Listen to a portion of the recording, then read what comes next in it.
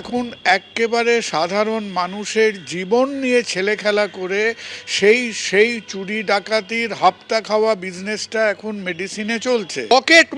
Pocket মারের সঙ্গে এইরকম কম্পিটিশন করে না, যেরকম আজকে ওষুধের রিটেলের সঙ্গে কম্পিট করছে। আলটিমেটলি জোর হাতে গিয়ে বাবার সময় এলে ইলেকটোরাল বন্ডে পয়সাটা দিয়ে। সত্যি ভয়ঙ্কর পরিস্থিতি। আমাদের প্রতিনিধি সন্দীপ সরকার এই মুহূর্তে রয়েছেন সরাসরি আমাদের সঙ্গে। সন্দীপ, একেবারে সত্যি ভয়ঙ্কর পরিস্থিতি, কারণ মার্চ থেকে সেপ্টেম্বর পর্যন্ত প্রত্যেক মাসে গত বছর যে পরীক্ষাগুলো হয়েছে এই বাংলার নাম রয়েছে তাতে, একেবারে বাংলায় ফেল করছে একের পর এক ওষুধ।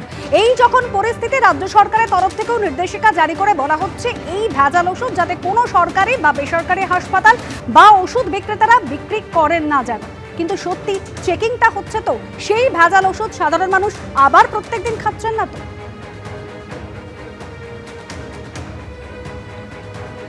দেখো, স্বাস্থ্য ভবনের তরফে যে নির্দেশিকা জারি করা হয়েছে তাতে বলা হয়েছে যে জানুয়ারি মাসে যে 145টা ওষুধ ব্যাচ নাম্বার উল্লেখ করে দেওয়া আছে সারা দেশে অকৃতকার্য হয়েছে তার যোগ্যতা মানের পরীক্ষায়, সেই 145টা ওষুধ যদি সরকারের কোনো হাসপাতালের ঘরে থাকে তা রোগীকে দেওয়া যাবে না, কেনা বেচা করা যাবে না, খুচরো দোকান হোক কি পাইকারি ওষুধের দোকান হোক।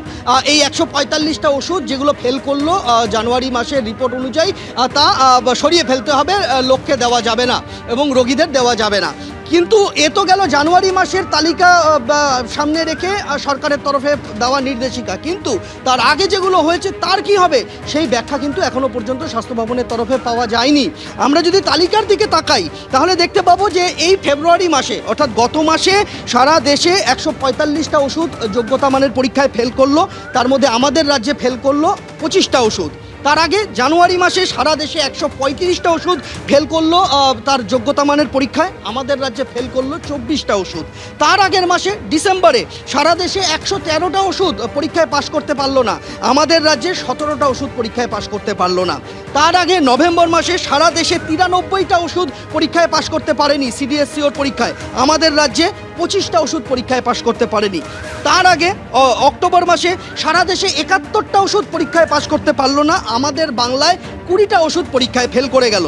তার আগের মাসে সেপ্টেম্বরে সারা দেশে 64টা ওষুধ পরীক্ষায় পাশ করতে পারেনি, 50% বেশি অর্থাৎ 35টা ওষুধ তার মধ্যে আমাদের বাংলার থেকে ফেল করা ওষুধ গত সেপ্টেম্বর মাসে সারা দেশে যখন 64, বাংলার 35টা ওষুধ ফেল করলো এই পরীক্ষায়। তার আগে অগাস্ট মাসে, গত বছরের অগাস্টে সারা দেশে 70টা ওষুধ পরীক্ষায় পাশ করতে পারেনি, আমাদের বাংলার 33টা ওষুধ পরীক্ষায় পাশ করতে পারেনি, অর্থাৎ আবার সেই 50%-এর কাছাকাছি ওষুধ। জুলাই মাসে সারা দেশে 61টা ওষুধ পরীক্ষায় ফেল করেছে, আমাদের বাংলায় 12টা ওষুধ পরীক্ষায় ফেল করেছে। জুন মাসে গত বছরের সারা দেশে 52টা ওষুধ পরীক্ষায় ফেল করেছে, আমাদের বাংলা থেকে 33টা ওষুধ অর্থাৎ 60%-এর ওপর ওষুধ ফেল করলো যোগ্যতা মানের পরীক্ষায়। জুন মাসে হিসাব বললাম, মে মাসে 55টা ওষুধ সারা দেশে ফেল করেছিল যোগ্যতা মানের পরীক্ষায়, আমাদের বাংলা থেকে 22। এই তালিকা কিন্তু দীর্ঘ।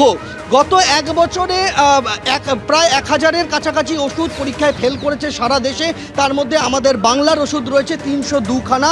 এই বাংলার ওষুধ বলতে বাংলার কলকাতার বিভিন্ন মার্কেট থেকে, ওষুধের দোকান থেকে, হাসপাতালের স্টোর থেকে র্যান্ডম ভিত্তিতে সেগুলিকে নির্বাচন করা হয়েছে এবং ল্যাবে নিয়ে গেছে সেন্ট্রাল ড্রাগ কন্ট্রোলের ড্রাগ ইন্সপেক্টররা, সেই পরীক্ষার রিপোর্টে এরা ফেল করেছে। এই হচ্ছে সার্বিক চিত্র যা